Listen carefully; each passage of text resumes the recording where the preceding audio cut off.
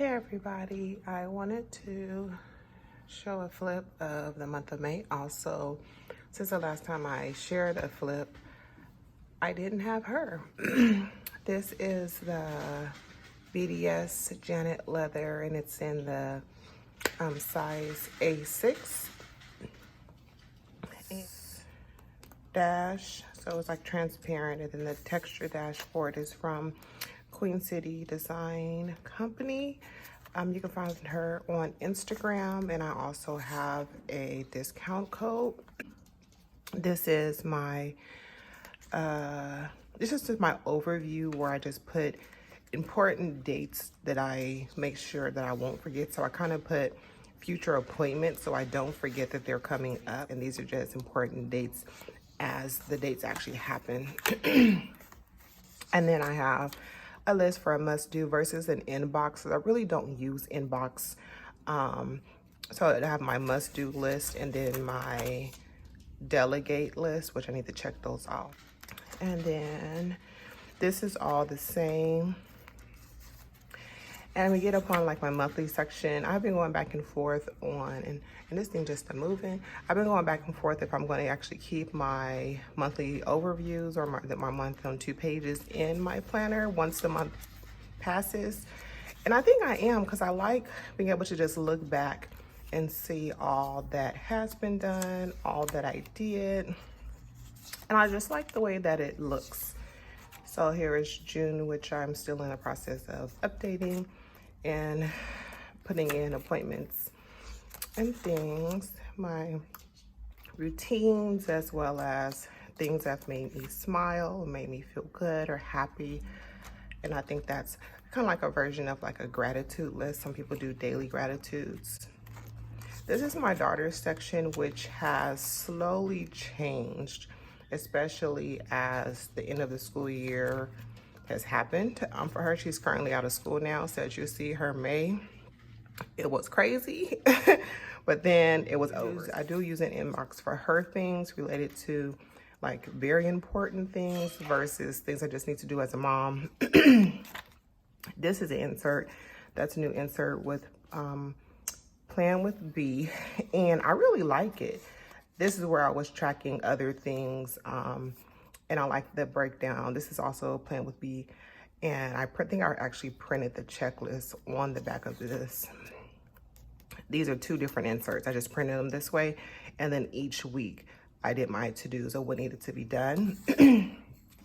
My daughter is 10, so she does have her daily routines and tasks and chores, and this is just for me to keep up with it along with her appointments.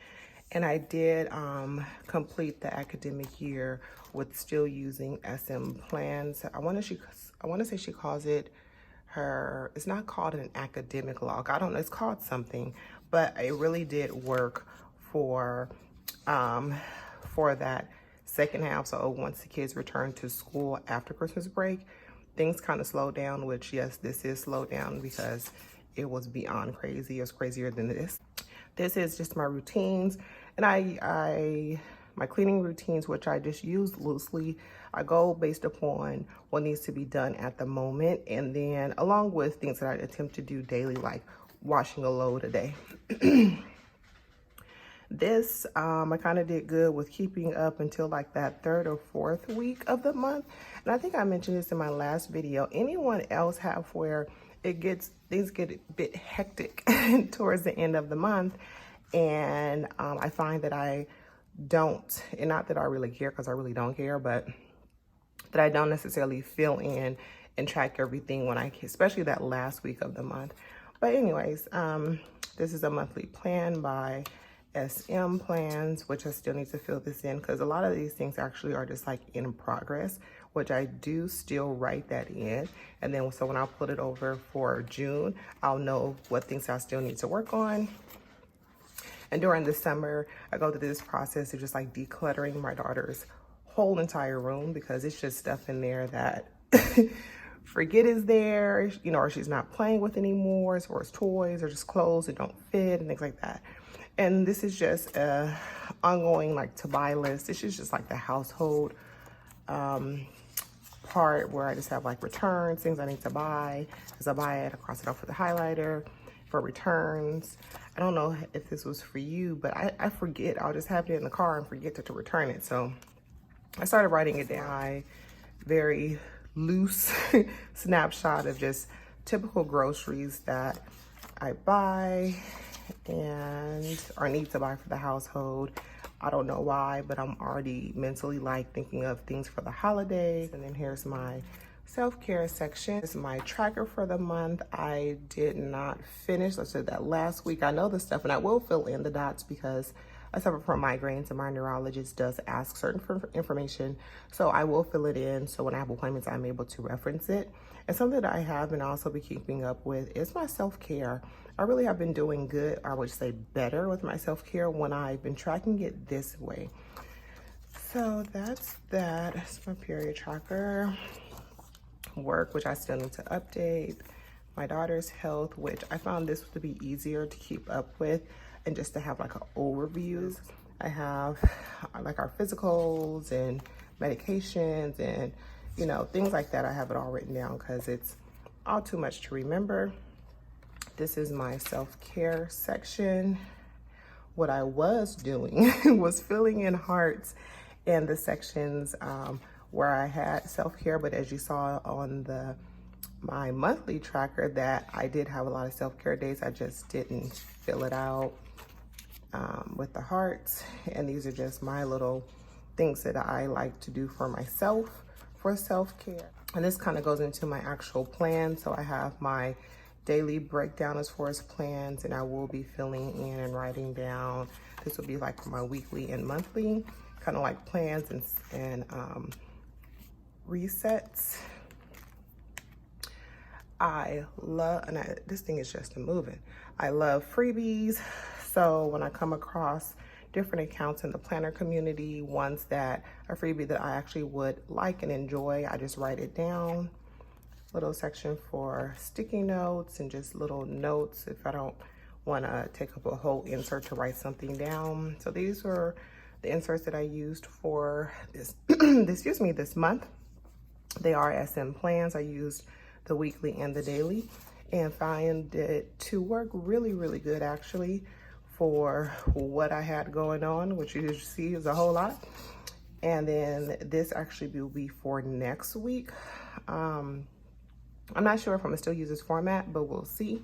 And then when I needed a more structured day, I was using the Plan with B insert, which I needed it for this past week, and just to break down. And then when I needed more space for daily tasks, I also used the Plan with B checklist.